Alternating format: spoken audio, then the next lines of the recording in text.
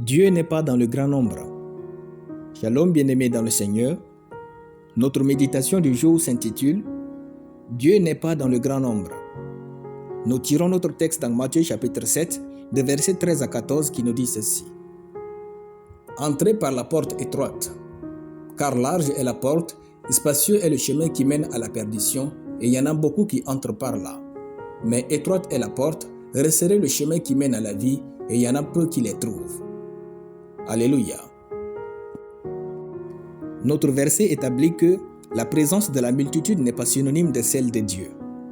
Il est écrit « Spacieux est le chemin qui mène à la perdition, et il y en a beaucoup qui entrent par là. » La démocratie est un couteau à double tranchant.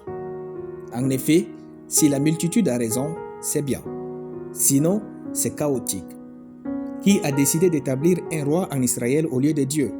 La multitude. Qui a poussé Darius à jeter Daniel dans la fosse aux lions? La multitude. Qui a décidé de la crucifixion de Jésus? La multitude. C'est pourquoi Dieu n'est ni démocrate ni dictateur. Si nous voulons donc utiliser le grand nombre pour attester de sa présence, nous allons échouer. Sachez-le, l'unanimité est le cercueil des destinées. Ne tuez pas votre futur en vivant pour plaire aux autres et gagner le respect. Honorer Dieu, c'est ce qui importe le plus dans l'affaire des destinées.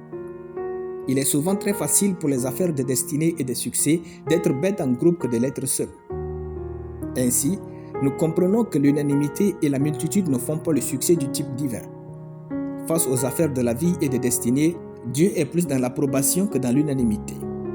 Dieu ne se laisse jamais influencer par le nombre pour ce qui est de la réussite des siens.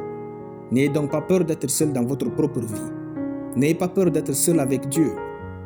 Il est préférable de couler avec Dieu que de réussir sans lui, disait Bishop David Oyedepo. Dieu travaille d'après son conseil, son plan avant la fondation de ce monde lorsque nous en venons aux destinées. Dieu ne peut pas se permettre de nous laisser réussir avec notre ego, il nous traite donc comme un chirurgien. Ce dernier opère le patient non en public, mais en privé, loin des yeux du monde. Avez-vous l'impression que votre douleur est silencieuse, que personne ne comprend votre souffrance? C'est la preuve de la main chirurgicale de Dieu sur vous. C'est comme dans Genèse chapitre 32, le verset 34, Jacob demeura seul. Alors un homme lutta avec lui jusqu'au lever de l'aurore. La vie a poussé Jacob à se retrouver seul avec Dieu. C'est dans cette solitude que Dieu a béni Jacob et changea son nom. Recherchons l'approbation divine et non l'unanimité. Car Dieu n'est pas dans le grand nombre pour ce qui est de destinée. Alléluia. Nous allons prier.